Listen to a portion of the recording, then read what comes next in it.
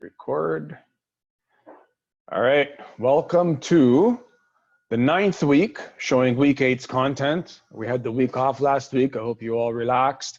Y'all smoking this course. The assignments were great. The quizzes, I think the quizzes are too easy, or you guys are just awesome. So that's really, really good stuff. I like what I'm seeing. Just a reminder of what I've done here.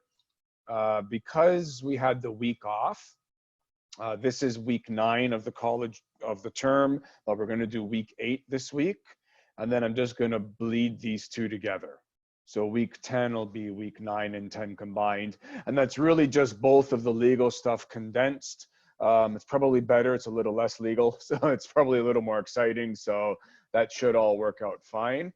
There was no discussion topic for this week because the quiz was due the quiz and the assignment.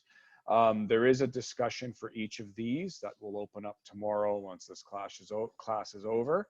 And one of the items that I will show today is the introduction of the next assignment, and I'll do that afterwards. But I guess, yeah, I'll do it afterwards. I won't touch on it. So you'll be able to see it right now. The good thing is it's just one project this time, one diagram. It's about bringing all this stuff together. So it's exciting. For me, I said, like, this is all building, right? You see where we're going after this week. So, you know, we've talked in the first half of the course about BIM, defining client requirements, what an execution plan is, software and collaboration. So that's building the tools, awareness of the tools for our solutions, the possible BIM uses, getting a little more in depth. Talked about deliverable requirements last week. This week, I'm going to literally just throw stuff on the table. When you're defining a technical solution now, the question is for what, right? So remember my scope, schedule, budget. I say it like a broken record. I hope you walk away from this course and say, that guy that wouldn't stop saying scope, schedule, budget, and wouldn't stop saying, what are you BIMing and why? All of that comes to fruition here. So I'll just have a whole bunch of things I'm just going to show. It all molds together. So when you read this assignment and it describes exactly what what is expected, there's items in here that it says we're going to do. And then the question is, well, how? What ideas do you have? And just like last time, what ideas could bring it to fruition? And then once we get past this week, then the question is, what are these legal thoughts to think about? A couple of case studies, talk a little bit about workflows, and then the final, right? The final presentation, the group assignment, and building up to that group assignment, the last assignment you just completed plus the one you're about to complete, it's now bringing it all together. You all have awesome ideas. How do 5 of you get together, take your ideas, make it one, and then present it and make a plan about it? So, and then that's why it all builds, so that you're not just making another BIM execution plan, you're just actually taking stuff you've already done and then just formalizing that. And for me, the most important is that presentation, for you all to get together to agree, which is big, because in the industry, getting all the creative minds to decide on something common is often a challenge, and then to have a bit of comfort to portray it back to me, right? Do the presentation, talk, and have fun with it. So we'll come back to this. There's nothing else I really wanted to talk from an administrative perspective. Okay, so we'll come back to that after. So I'm gonna jump into this guy here. And I may flip back and forth between this and the other presentations. So technical solution. It's all based on what's your flavor? What are you BIMing?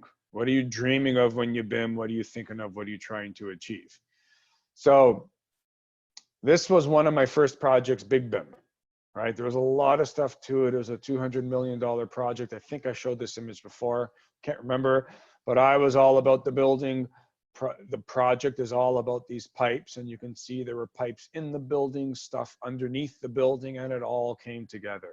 The data had to flow from this design model to an operational screen. downstream. So the operators were actually part of this project at the front end, telling us how they would move throughout the space, what they would do, what needs operating, what needs control.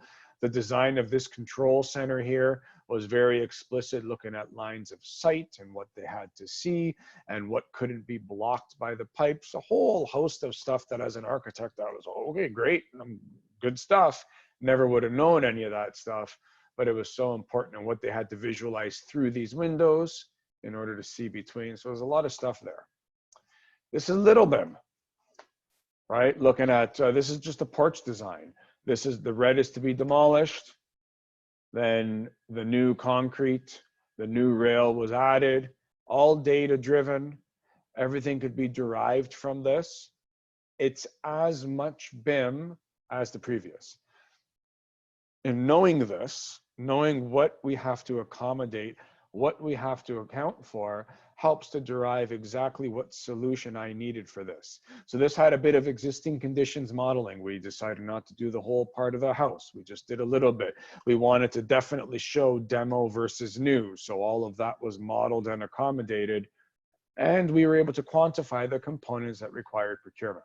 How many concrete trucks was going to be needed? How many bins for demolition?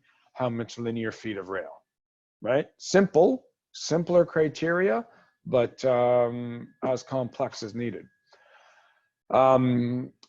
Using the BIM to portray materiality. So this here was using that visualization output.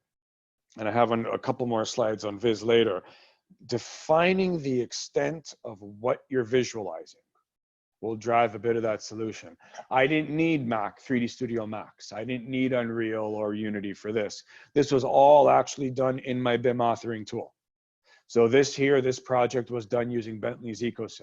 So I did it all in there, the brick, the materiality, the colors, the coins, the labeling, the shadows and everything. It's not 100% refined, but it was enough for me as an architect to convey that message to both the client as well as the stakeholders. This is the project that was in the golf course. And all of this, so even like in the inclusion of trees and stuff inside my BIM, all doable. Now you got to do that, you got to be careful how you do that. So the benefit of Bentley is it's not Revit. It's not a central model. So all of the foliage and landscape and everything was just in a separate model. So my building was in its own. It didn't, all the frivolous didn't interfere with my design model. But when I want to do the visualization, you link everything together. I have this whole and I have a rendering model. So that's that beauty of being able to pull all that information together. Different from Revit, right? Revit is one central model, bucket full of stuff. If I have another central model, then when you link it, there's sometimes issues with how Revit models link to each other. That's an Autodesk problem. In Bentley, I have full data inclusion when everything is pulled together. So, understanding what I'm doing and understanding the limits or benefits of the software is an important thing. Concept models, that's Navigator at the bottom for reviewing, the SketchUp model on top. So concept models are not throwaway, and having proper workflows to understand. I just was talking about this at George Brown this morning. So just because there's a SketchUp, that doesn't mean there's a disconnected workflow. Somebody could be working in SketchUp, have a direct link straight into a Bentley model. I don't know if Revit, I think I can do linkages to SketchUp. I can't remember, to be honest. But some BIM authoring tools allow live links. Some BIM authoring tools require an import workflow. But either way, knowing that there's a flow. If there's an architect doing concept in SketchUp, we empower that. We find how that technical solution has to accommodate the flow of information. Because remember, at the end of the day, if my BIM use is the design authorship, and the goal is to become just efficient delivery of drawings, very simple goal, very common goal, hindering this hinders that ultimate goal. So why hinder this as opposed to just trying to make a workflow that can actually accommodate this? And it is very easy to do. Interiors BIM. This was a kitchen design I did. Very simple, very congested model. The walls, these were all the existing walls, and the design was everything in between. And once you have that, the resultant is stuff like this. Literally push button outputs that I could actually then feed this one straight to the kitchen, the furniture supplier, and give an idea of materiality. Very simple. Not complex viz by any means. These at the bottom would be like your print screen renderings, right? Set up some material, set up some color, portray a concept, allow that to be conveyed to a stakeholder. Doing this type of project, remember scope, schedule, budget. I could have done a fully rendered virtual reality. You put the goggles on, you see the kitchen, you experience it, you even touch the appliances and things start to happen. But guess what? At this fee, it's ridiculous. And that would have got no difference of an outcome than something much simpler like this. So that's where you always have to scale or assess the scope of the technical possibility and level it to the type of project. Now, if the owner said, you know what, I want my kitchen in VR and I will pay you 20 grand to do it, 30 grand to do it, of course we'll say yes. But when they won't pay that, I'm not going to blow 30 grand. That gives absolutely no value. Okay. And 30 grand is being generous with a VR experience. Panel sent straight to the fabricator right from the model. Again, you look and say, well, that could be simple CAD work. Could be, but this was actually full extraction from the component. You just isolate the component, send it out to a deliverable, and it's there, all dynamically connected to what's happening inside that model. And this here is the gas input. So there were some critical things there, and that's the fan exhaust. Very domestic, but very BIM. Quantities all comes from the model. This is everything from length of cabinets, of upper cabinets, base cabinets, square footage of tile, square footage of paint. Had the walls? Why not, right? Tell them that. This is how much coverage you have to cover. That in itself is enough for a homeowner to go to a Home Depot or a Rona or a Lowe's and start to say, look, this is my square footage of wall. How much paint do I need? For 2 coats, for 3 coats, whatever it is. Those types of dialogues are important. And it's all BIM output. And I was very explicit though with this. And I said, look, I'm not a cost estimator. I'll give you a base estimate. As a homeowner, you know, you have to go and validate your costs. So from that perspective, that kind of leads into next week. I was limiting my liability.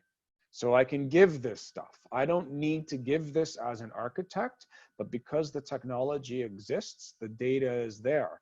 Let the consumer, let the stakeholder, let the client be privy to the data, but limit your liability with respect to why the data is there. I modeled this for design so I can make drawings, so I can get a permit, so I can convey my idea to my stakeholder. Yes, I have quantities. I can assign a cost per the quantity and get you a dollar value. Take that with a grain of salt, go validate, waive me of liability if you come back and say, holy crap, Brent, you said 12,800, it came out to 15,000. I don't know what you selected. I don't know where you looked. Did you do a higher grade of granite? Did you do a different paint coat on the cabinet? I don't know. It's just a conceptual cost estimate. Limit your liability. We'll talk a lot more about that next week, I promise. Promise. It's a fun topic, but there's only so many ways I could say limit your liability. So we're still going to have the class. Before, after, this was the reno, you know, that was the output. And it's fun sometimes, like I talk to you guys about the London Olympics, about major LRT projects. These are fun projects too. Smaller scopes, smaller schedules, you know, focused timelines, and you know, it's as rewarding as the large projects as well. So we talk about this. This is the conceptual goal. With that repository of data, things are connected. So think about that, the steel panel, right? That could have been, I could have very easily drawn a sketch of the rectangle, dimensioned it, sent that off. Well, that data is dead. It's disconnected data that has no purpose anymore. What we want to do is have it all connected. So that vision I described to you, I see you're all sitting in a room, you point your phone at that light or any one of those components around you, and you get the data. You have the foundation of what industry is now terming the digital twin. From design, from that initial point of me selecting a family and placing it in my Revit model, that's the start of the data stream of a digital twin. And it just grows. If all these things are disconnected, I have a dead data line. I put something in the model and it's all dead. And then all of a sudden it gets to site. Well, great, now it's on site. Where's all that data? If it's nowhere, that's dead. And then you're the poor user sitting there saying, I just want to change a light bulb. I don't know what type of bulb it takes. Well, of course you don't. You need to go get a ladder, climb up there, take the bulb off, look at the base fixture, compare the bulb. It's rubbish, as opposed to just pointing your phone at it and being told, I can take this bulb. And you say, great. And you order it, and it's easy. Easy. It's great. Design review.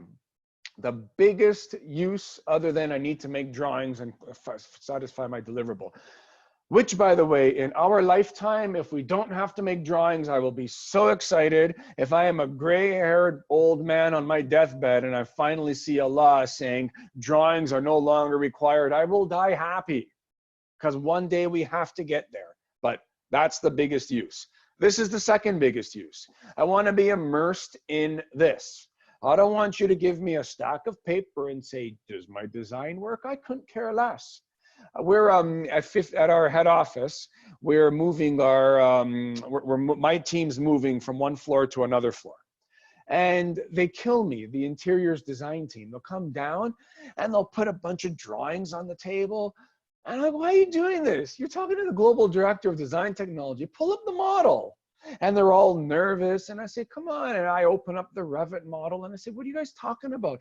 And we look and I say, well, what's happening up there and there? And basically, you show me a floor plan. What's happening in all the space that the floor plan doesn't show me? That's what I want to see. And it's just so much more enriched. I don't want to see a plan anymore. It's like, how many different ways, right? BIM review. So it's funny, at the George Brown class, they don't get exposed to Navisworks and Navigator and all these other tools. And I was like, oh my God. And I think you guys in your tools and workflow and processes, or one of them, you're talking about a whole bunch of tools, which is great. Solibri, all of these. So Navisworks as a review tool, it's very important. And in my history, it's one of those where it's pretty agile. You can throw anything into there. It doesn't honor data as good as it should. But when you go to Navisworks and say append in a model, and you look at that list of available models, it's a thing of beauty. SolidWorks, Inventor, anything civil, anything plant, it all comes flying in. The data might not, but at least geometrically, we could have a review session. And I think I pulled up that incineration building a couple classes ago. It's powerful when you can bring in stuff that otherwise you can't just link into your model and see. So Navisworks, and I think on one of the quizzes I probably asked, great for geometry, you allow for the data loss. Very simple. Navigator doesn't have as much of a geometric reach as Navisworks, but it allows you to pull in complete geometry plus data. So I described Navigator as the snobby one. I don't know if I said this at a previous class. I think I said this 3-4 weeks ago. They're the snobby review tool, right? They want to reach into your Revit or your SmartPlant 3D, Tekla, ArchiCAD, etc. They put a plugin in there and you hit that button and it grabs the model. So in the world of Revit, it grabs the central model, all the data, all the parameters, and pulls it into an iModel. Now I have an entity that I could link, open in Navigator or link into Bentley. So that's a very powerful thing. So their view is we'll build plugins for these applications and then it's available. I made this slide years ago. I think Bentley is still working on the Civil 3D plugin. So one day that'll come. One day I'll have to edit the slide. Live review, right? This is your Revit, very simple. in live design sessions, this is a very powerful function. So this doesn't work across multiple teams throughout later on in the life cycle, but if you're sitting there in design, I say to BIM coordinators, yeah, you can open up a Navigator or a Navisworks, but my goodness, just open up Revit, set up some review views, figure it out, and do stuff like this. Like, that's huge, to be able to just dynamically change things based on the outcome of a design meeting live. Furthering that, we also do this with parametric design. So we'll have our Grasshopper and Rhino expert would be sitting there in a session and listening to all the banter. Oh, we want to maximize this view and change this and do that. And he's there configuring and making it all work. And it's a phenomenal thing. I think I showed you a couple of examples of that already. I think I did. But this one, let me just quickly open up this guy here, because I do enjoy this one here. And if I showed this to you a couple of weeks ago, I do apologize. But the ability to do this live in session, this wowed our interiors team profusely. Like this one here, the coder was sitting in the meeting, and as they were, hey, that's supposed to autoplay. That's not, all right. As they were designing, they were figuring out what the maximum break they wanted between, what was the optimum number of desks that they wanted to achieve, and what's, basically defining all of these minimums, all of this criteria.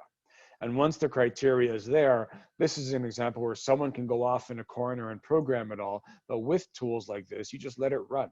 And you're there listening and interpreting and understanding that, as part of this overall technical solution, this is woven into the design process. So we're going to do this and feed this into the BIM authoring tool and completely jumpstart that 0 to 30% of design. And why not? We have that capability. It's there. And I always say it's not necessarily all of us on this call. So I'm not an expert at this by any means, but I can sure talk about it. And I sure know how to bring experts into the room in order to facilitate the dialogue live if needed. This here was trying to place printers and understanding the how to minimize the travel distance from any one desk to an assigned printer. So me, I look at that and I say, well, you shouldn't have printers to begin with. But that's a whole different story. When a client says they're dependent on having printers, you say, yes, client, we can make that happen for you, no problem. And we did. Live civil review, same concepts, right? Instead of just using a Navisworks or a Navigator, get in that model, adjust the digital train. And what I mean by that, so like civil models, imagine, just look down the road, any road you're on. Your road is 1 kilometer long, it's 100 kilometers long, there's gonna be a center line. That center line is the prime focal point of all the data. So in linear infrastructure, from that center line, you will get the width of the road, the right-of-way, sidewalk, curbs, everything associated to that center line, and everything that's happening in the depth of the road. So asphalt, gravel, compact gravel, loose gravel, compact dirt, natural dirt, whatever that layer is. And then through the course of this center line, you might find a location where a change has to be made. So maybe under this location, there is a dip going towards a natural small pond or an artificial pond, or something's happening where that underlayer has to change. You manipulate the data for that corner, and then it makes it mold into the rest. That's the power of these tools. Then generating that plan and profile, when you do a cross section across, maybe every 10 meters, the cross section through here will look different than the rest, and you let it process. None of this should be done in a disconnected manner. None of it, because you're just completely destroying the possibilities. Live compare with point clouds. So this here, there's a lot to this. So you identify, we're either going to do existing conditions modeling, or we're going to do point cloud validation. So this here is an example of actually the latter, point cloud validation. And what I mean by that is I'm a contractor, I'm going to build something, or I'm going to build part of something. generate a point cloud on what was built, and then compare it against the design model for us to continue forward. So oftentimes that happens, like it comes into effect a lot with existing, when you're modifying modifying structures with existing components, or when you're removing and uncovering something and then finding out what's real. So on our one of our Viva Next project, which is a rapid transit way, we had drawings, we interpreted how the pipes and utilities were underground. But once they raised up the road, exposed all the existing, they took a point cloud, took our design model, put it on top. Where there was a differential, we had to address it right away. And those are tools like Recap or Bentley's Descartes, allows you to manipulate the point cloud.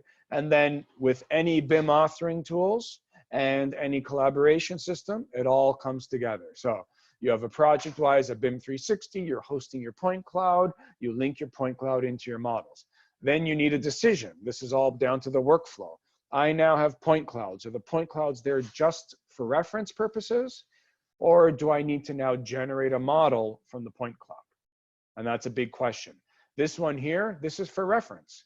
We exposed something existing, they're comparing, and there's a differential between, and I always get mixed up which one's the actual model here, between what was scanned and what's actually modeled, and they've got to bridge the two and make a design decision. Other times we might be scanning an existing condition, and then we wanted a model made of it. So give somebody the point cloud, give me back a BIM. So usually in the industry, I call that's scan to BIM versus scan for reference. Know the difference, and then execute it when you're making your technical solution. So if it's existing conditions and I want a BIM, that's what's going to be planned. The workflow is going to be procure the equipment or procure the service, send them to site, they scan, they process, they build me a Revit, and the Revit is my deliverable, and that's what I pay for. Or I'm paying just for the point cloud. Either way works depending on what the purpose is and the need is for the project. Scope, schedule, budget. Always remember that. Here, the ability to visualize and understand. And I can't remember if I showed this before, but to be able to take what's in that section, which is pretty non-descriptive, and understand that this is what you actually see. We did a lot of this, especially in my history, comparing the two back and forth, using this on the right to convey the message and gain buy-in at the front end of design, and even at the front end of construction when we're trying to address potential changes.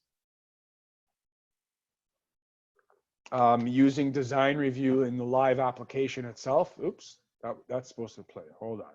Let me see if this plays here. Oh, look at that. Awesome.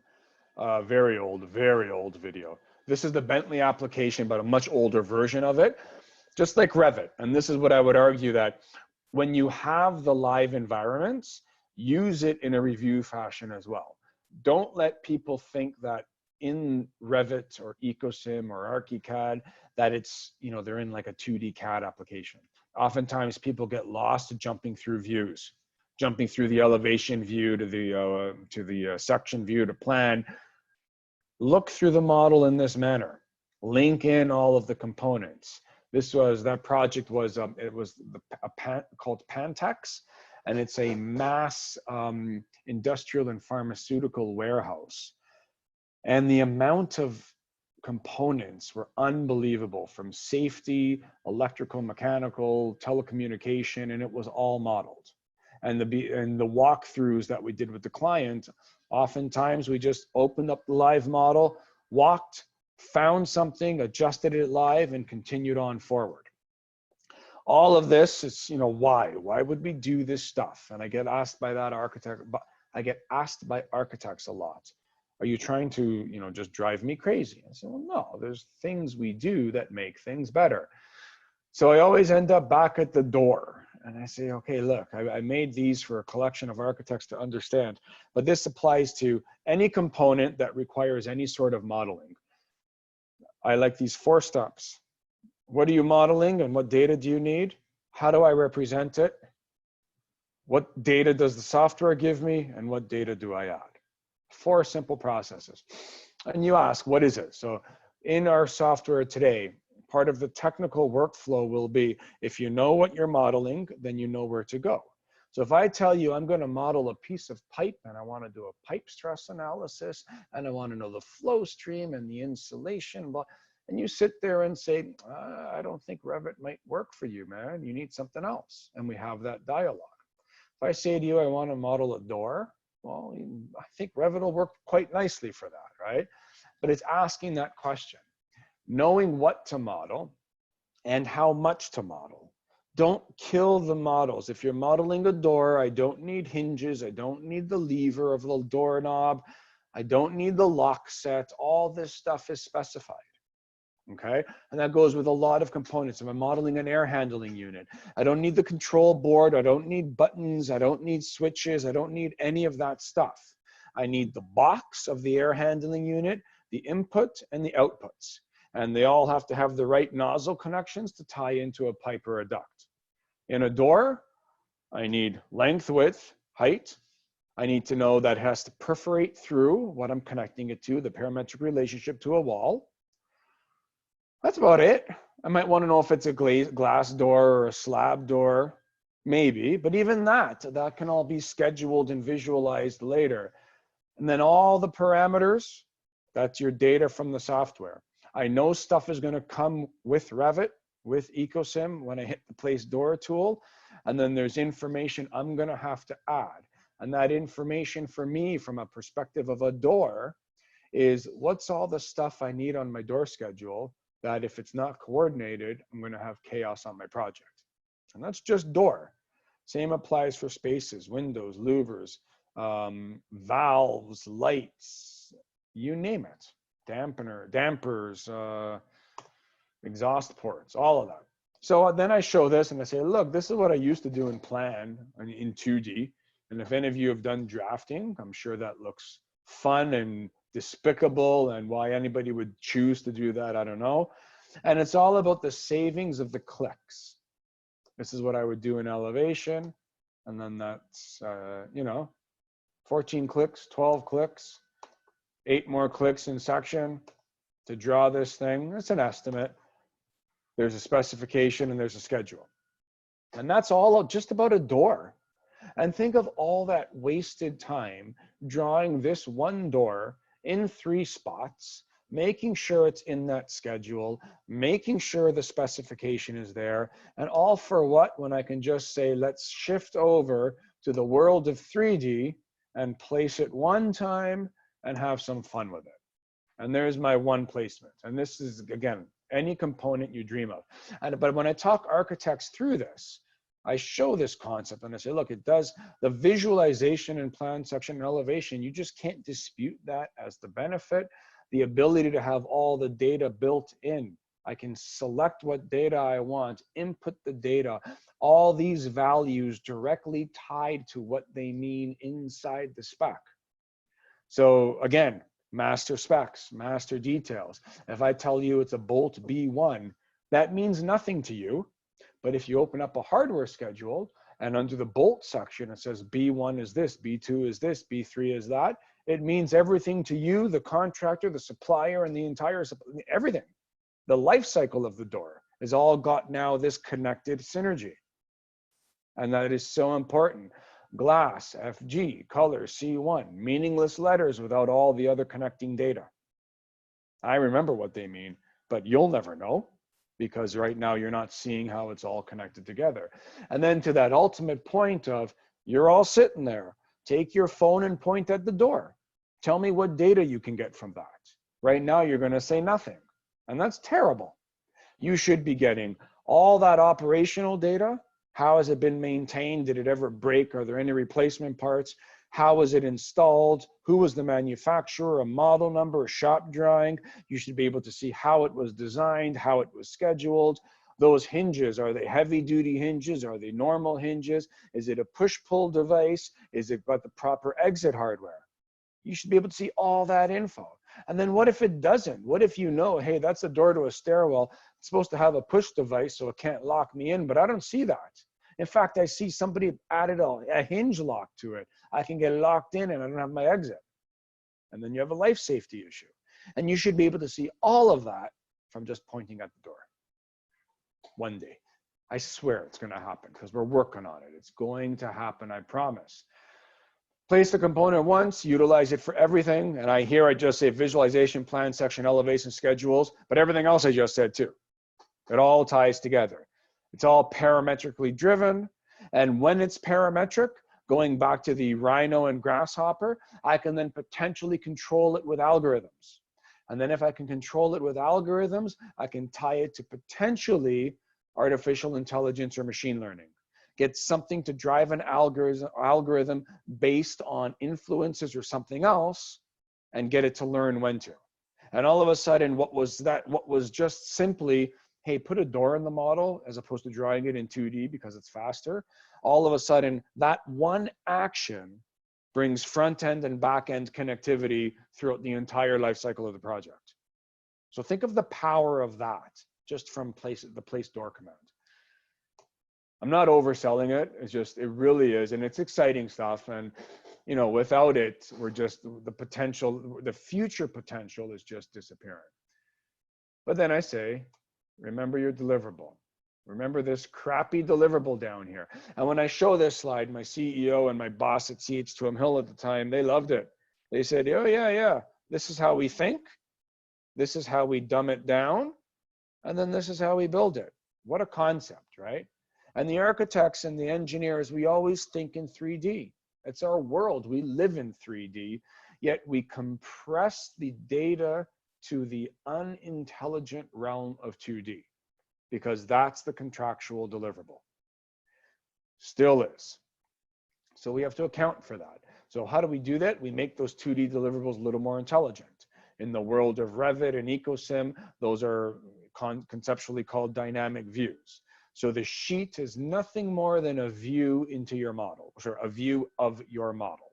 And you know that when you actually generate your views, you place your views on sheets, and then you pull out some of the data to become a piece of annotation, thus making your deliverable, right? That's all it is. So it's a view into both the geometry of the model plus the embedded data in the model. One day we don't need that, but that's the point. Bentley actually had a term called hypermodels, and that's their concept saying that, hey, let's take these sheets and not treat them as isolated, but actually try to digitally see them in and alongside these models.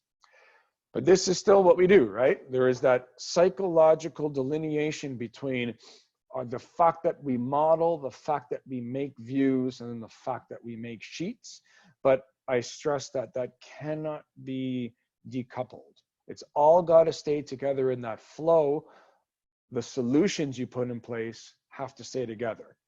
So when it breaks, and it breaks, Eglinton Crosstown LRT, great project. I think 5-6 billion. I love it, right? If you're not in Toronto, so you haven't seen the chaos, but if you come and visit Toronto, especially in a couple of years, there's this brand new subway line called, it'll be Line 5. Great. The client wanted a microstation deliverable. That's the requirement, period. The industry, designers and constructors, wanted to work in Revit. So these connected sheets were a challenge. Because inside Revit, once I had the sheet, great. You think, well, sounds good, Brent. File, export CAD, export to DGN. Then it broke. Because the Bentley world doesn't honor Revit shared parameters. Revit shared coordinates. So all of a sudden, all of those plans, we would deliver them and they'd be sitting at 0, 0. They weren't sitting at the proper shared coordinate and it was chaos. So we said, well, what do we do? Well, why don't we model? And then at this point, we make these plans. And then at this point, take those views, get those over into Bentley, make sure they're positioned right, and then make the sheets. We said, okay, that's a workable solution. What's the problem? You've now disconnected. That intelligent link to the data was gone. So we had to make sure annotations were going through, and where we were missing annotations, then they were disconnected text additions in the deliverable sheet files, and it was chaos, you know, but we managed it, but it was driven by the client. So when I think of, you know, you have to define a technical solution, we sat on that project and we said, there's pluses and minuses, but whichever way we go, we're going to have a hindrance, but it got us to the solution. And it's so important, going right back to week 2, understand those client requirements. We knew this going in. We knew that the client said, I want a BIM deliverable, so I want coordinated BIM, the client being the contractor. And we knew that the ultimate client, being Metrolinx, wanted a 2D DGN deliverable. So the two were kind of in conflict, and we had to manage the solution to hit both. A couple of different workflows, a couple of really pissed off Revit users, but we made it and we actually got there. So that's why, you know, don't lose sight of that deliverable is so important. The model is meant to be sliced and diced. I showed this once. This is a treatment plant that I worked on back in 2004. And I kept saying, because back then, even less of an understanding, it was, oh, they want another drawing. That adds to the project. And I'd say, what are you talking about? This is what we do. Tell me where you want anything and we'll just cut it. We'll just do it. And they didn't get it. And when I started whipping out these views, they said, oh, wow, that's, didn't know you could do that. Different ways to depict.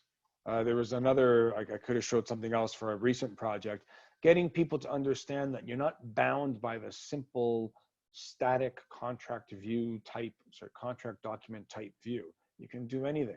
Color palettes and view controls, so powerful. You can do anything with these BIM tools to convey your message in either 2D or 3D ISOs, whatever the case is. The power is at our disposal.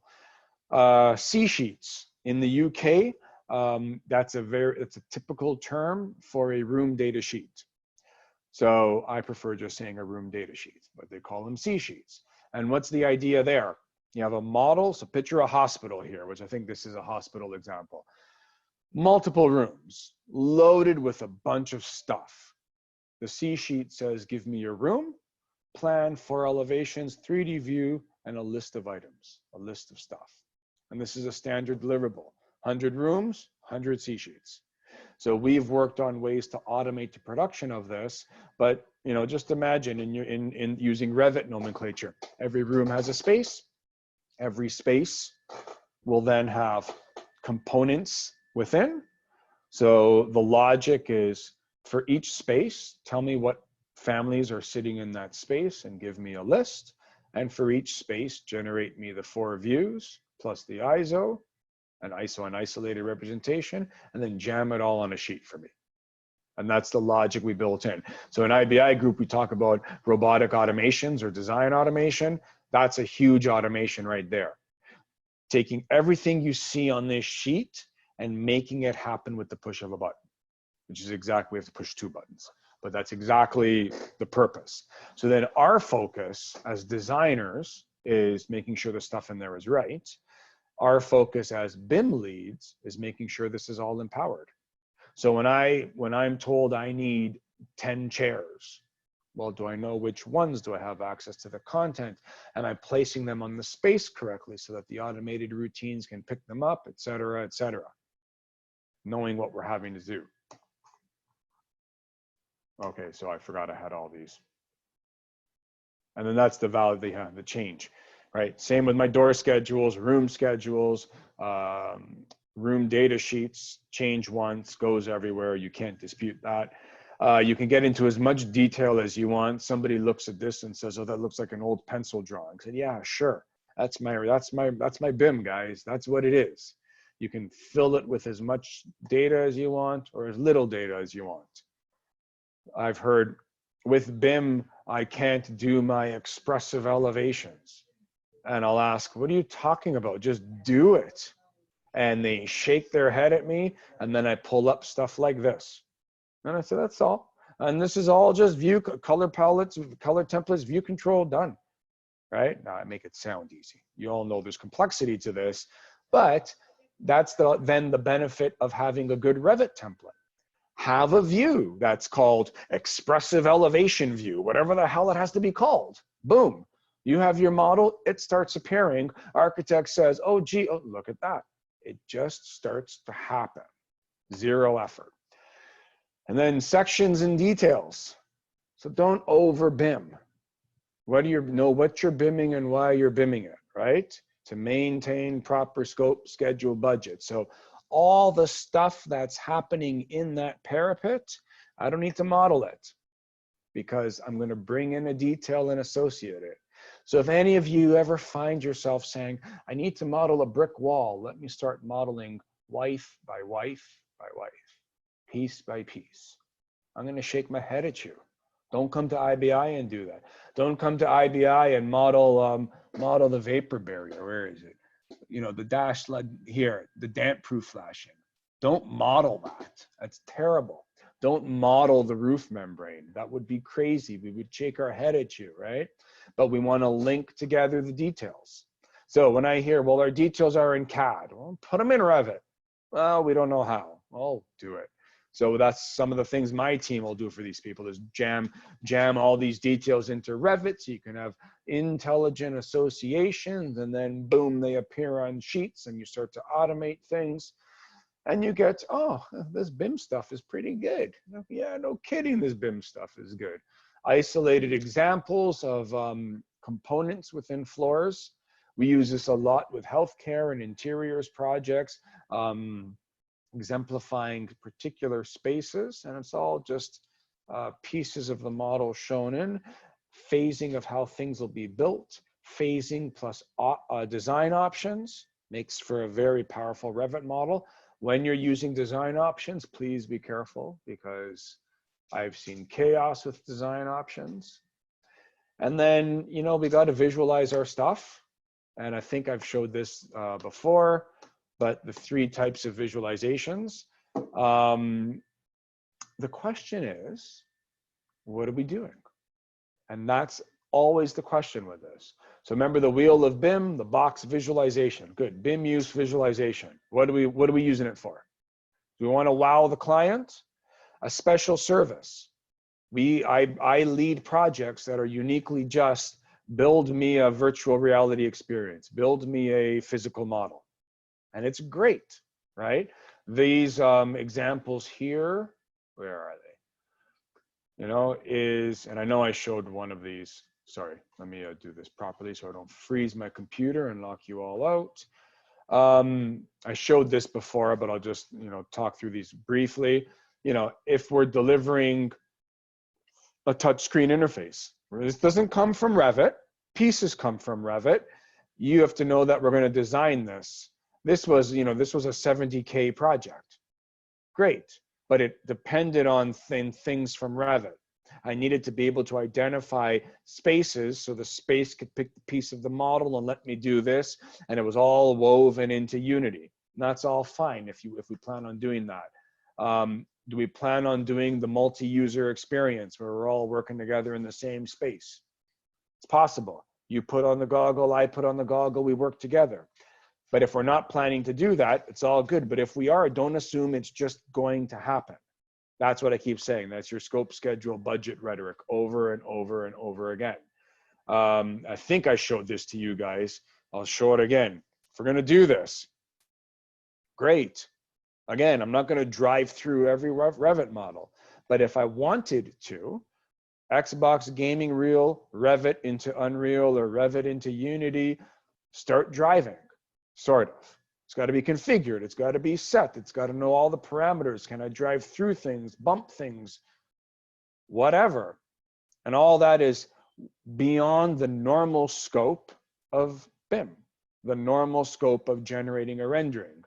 You know, if you want to do the augmented reality, I'm pretty sure I showed this one last time, but you know, if I want to end up with something like this, this is a physical model, augmented reality. So 2 specialty viz items. Well, you let me know. And if it's desired to occur, it has to be planned. If it's not planned, you're not going to get this. this. And if you want this, the question is, can you define the purpose, the reason, the stakeholder, et cetera, goes on. And if all that can be defined, then of course this can be achieved. That's your visualization BIM use. Where are we? Back to this guy here. So from our perspective, when we do this, we'll ask, or is it just the image, right? That image in the background, that comes from a model, great, right? But even that, there's not, you know, it is pulled out, so the materiality is lessened and a little easier, but look at all the landscape and everything. So when we're working on the building, we're not doing everything around. So all that site modeling had to be built. Sometimes it's done in Civil 3D, sometimes in Max. So we ask, how are we doing this? Multiple levels. What's the complexity? Is it going to be done by the user? Are you going to use Revit plus Enscape to get a VR instance? Very quick and dirty. If you haven't played with Enscape, I highly recommend it. It's just a plug-in to Revit. It costs $600. So tell the program, tell the other profs. Brent said Algonquin should buy Enscape. See what they say if they haven't already. But it's beautiful because it basically says, whatever you're doing in Revit, we'll help you to do some settings for materials and lights. And then you push a button. If you have a pretty good Revit model, you'll have a pretty good experience. If you have a crappy Revit model, it'll all go through to the experience. Simple. Renderings, print screen, highly detailed renderings, or do I get all this stuff into Max and Unreal and do things heavily, higher scope, higher budget, higher schedule, right? These are just quick examples. You know, this is one of my favorites, the nighttime shot with the wet road. Beautiful. Did I need it? I don't know. But some of the visualization artists on my team here, he loved it and he was proud of it, had a wow factor with the client. So the wow factor for the client is an element of value, okay? So if there's that takeaway of, wow, IBI is amazing. And then the next time, hey, do you want to do those commercial renderings for me? Separate project. Or, hey, I know you can do these. I'm going to up your fee for the next project. Do me another one of those. That's value enough to do these, right? But if the client was expecting a print screen and we gave the print screen from Revit and we gave them this, you know, a little bit of excessive scope without schedule or budget, right? Interior, a lot of detail, understanding. Imagine items like this. Imagine trying to explain this space in 2D. So the openness looking down, so the lower level, this main level, the cubicles, this walkway, another walkway that's open, and then these open balconies on top. I don't know about you, I couldn't convey that in 2D. I would struggle. I would probably quit and I wouldn't be an architect if I had to convey it in 2D. So 3D printing, I think I showed this the first day. So many different ways. IBI group, we've got a 3D printer plus a laser cutter. And for us, that made a difference because I find when you're 3D printing, so either the additive or the reductive mode of some sort of a resin. I wish I don't have an example, but whatever. It's like a little clump of clay. It's okay. But when we do it this way, we 3D print pieces, we laser cut pieces, we assemble them together, and it's pretty powerful as an output, as a deliverable. So technical solution. Wow, I talked a lot. All right, awesome. I promise I won't keep you here to 3. I don't think I will. I don't know, I'm just sure. I'm just curious. What slide am I on? Oh, yeah, we'll go. We'll be good. Some of these go fast. I'm only at the halfway point, but I do not have another hour of talking, I promise. So we want to analyze things. This is Safaria energy analysis. You bring in a BIM as long as it's common and consistent, meaning following industry standards, meaning walls are walls, floors are floors, windows are windows, glass is glass. You get some type of an analysis and it'll work. Same with this structural and lighting analysis. And I'll talk a little bit more about these later, but again, they're dependent on, you're going to be harsh on not being stupid when you model, right? So, and I say this to people, it's like, if you want to analyze columns and beams, at the bare minimum, you got to make sure the column is a column and a beam is a beam. So when you analyze it, it'll tell you it's going to fail. Beef up the column, beef up the beam, it's going to pass. But and I know I've said this to you all before, but if I took that beam and said, oh no, I need another column, copy, rotate, the analysis is gonna laugh. It's just gonna say, these guys don't know what they're doing. Sustainability analyses. So with the LEAD program, BREEAM, BOMA, you name it, there's all sorts of plugins that are designed to scan the BIM, pull data out, and use it to facilitate either scorecards, credit validations, anything, right? Again, what are you BIMing and why are you BIMing it? This twists the question, are we going for LEED certification? Are we going for any sort of sustainable certification? If we're not, you just completely ignore this slide. If we are, we got data everywhere, man. And let's get that data together and make it work.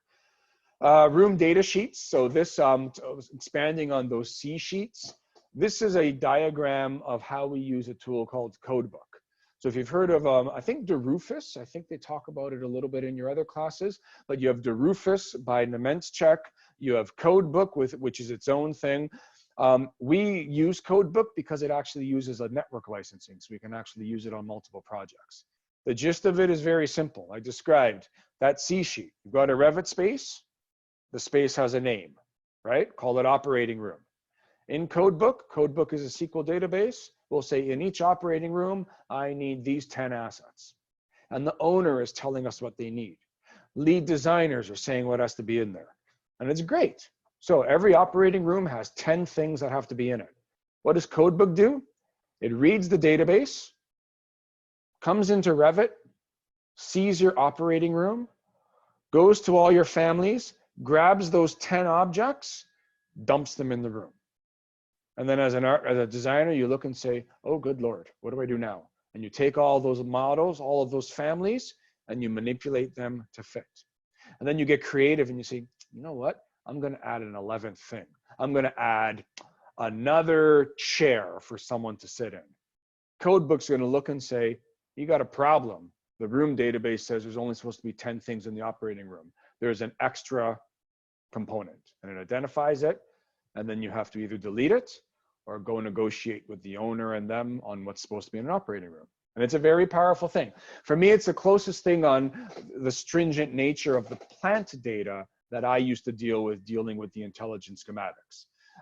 Not used heavily in North America specifically, but very powerful in the United Kingdom, parts of Europe, and very powerful for projects like hospitals, where that information is so critical. It's governed by national agencies, and essentially, I can't declare as an architect I want something special in an operating room. It's got to be Ministry of Health approved. It's got to go through testing and sanctions and you name it. So it's a very powerful tool to maintain control. Flip to engineering. Same question. Focusing on BIM, same thing. We've got these disciplines that all come together as a whole. This is the slide I've showed you before. This is BIM. This is what we do.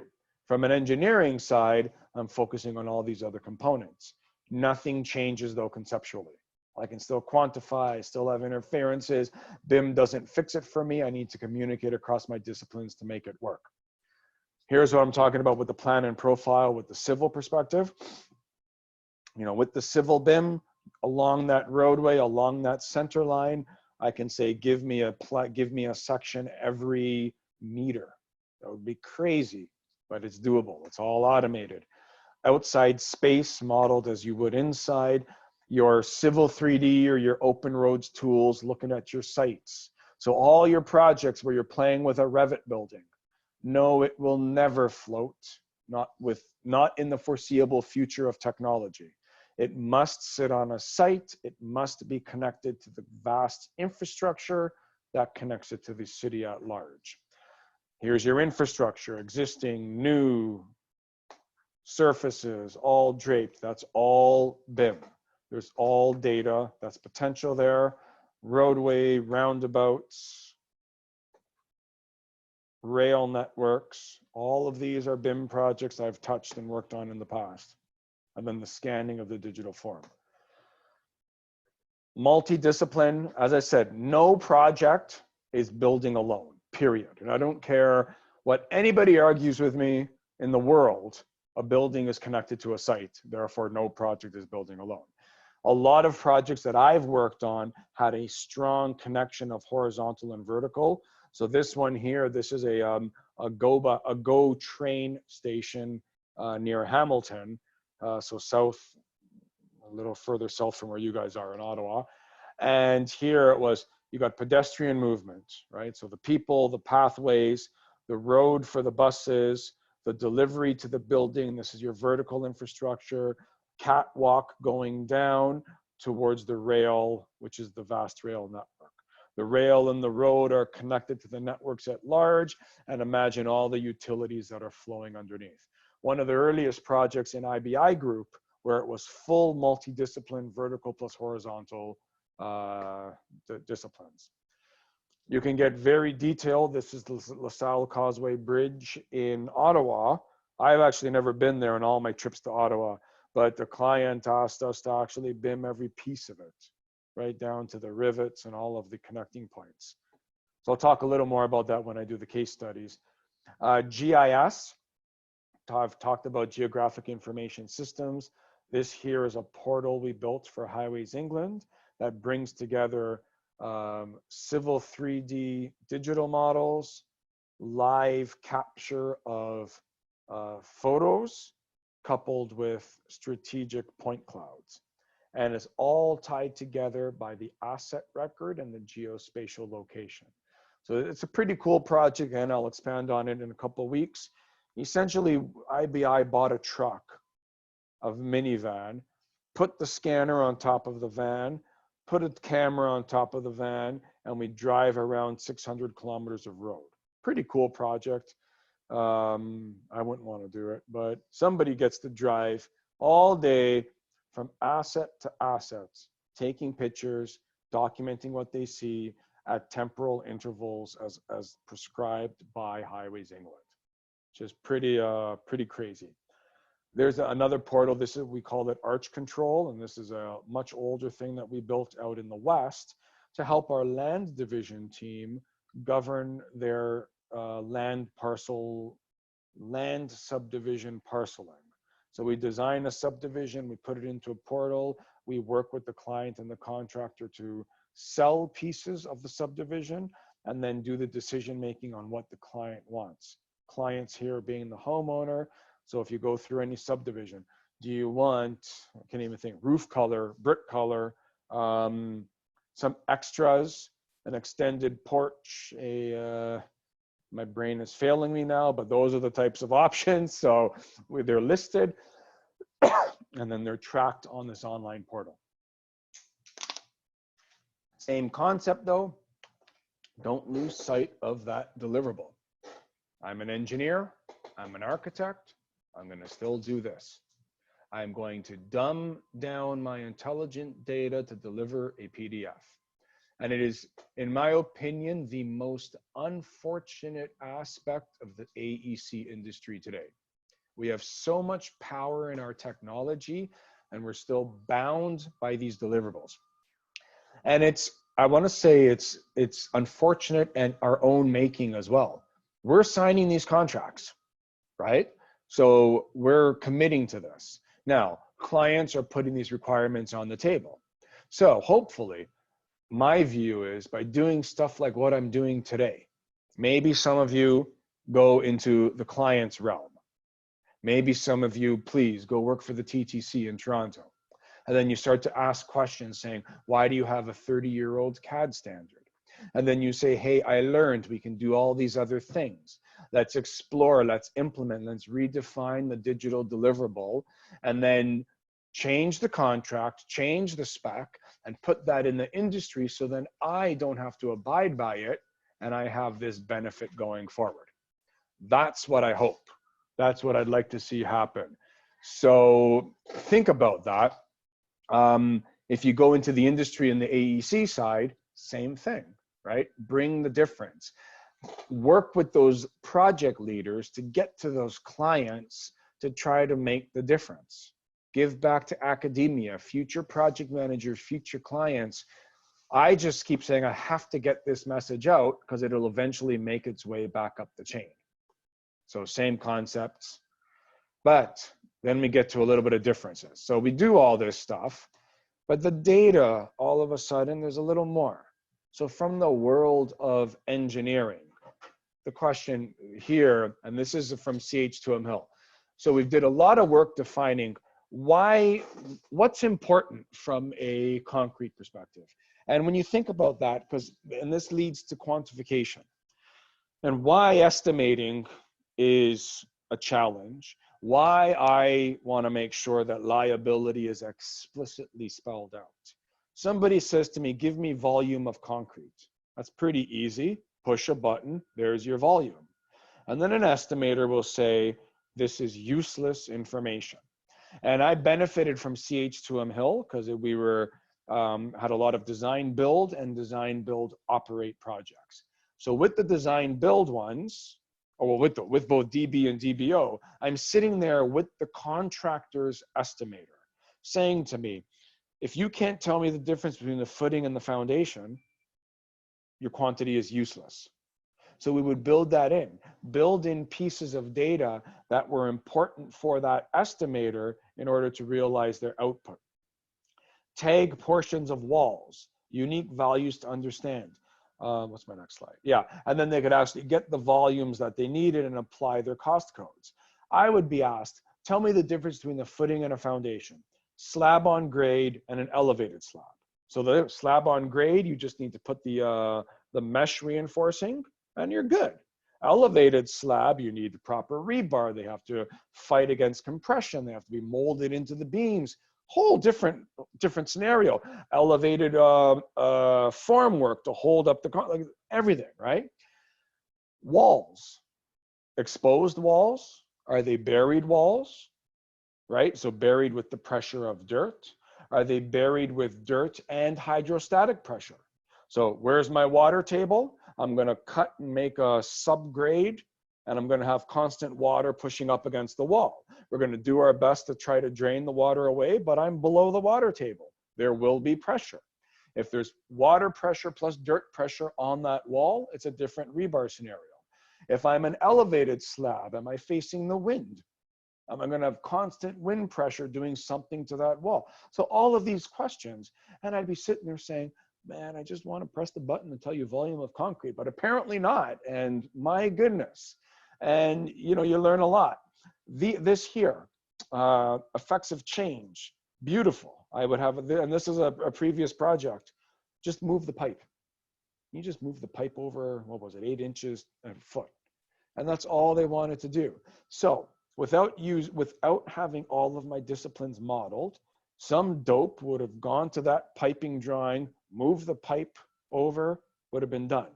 But we come to the model and we see, hold on, if you move that pipe over, so imagine here, that's probably the minimum distance you need for concrete cover.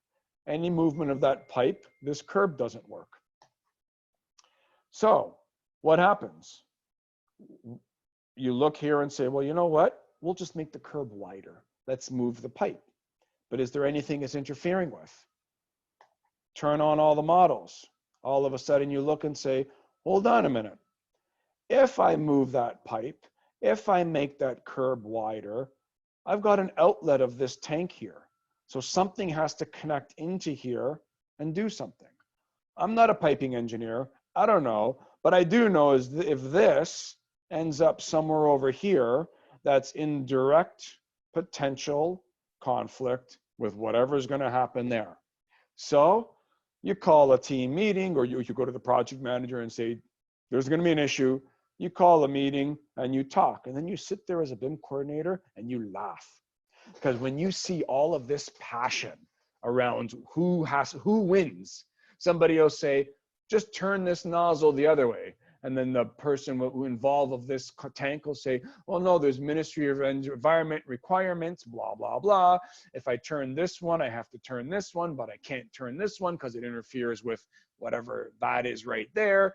There's all this trickle effect. And then they say to them, well, just take your pipes and move them that way or that way. Don't move them out. And you have all this dialogue, and you're sitting there as a BIM coordinator saying, okay, my job's done, man. I identified the issue. I'm not going to resolve it, but there is a definite clash to be found here. And, it's rewarding. That part of the role is very, very, very fun. So same design review in the world of engineering, know your difference. And I just want to stress this.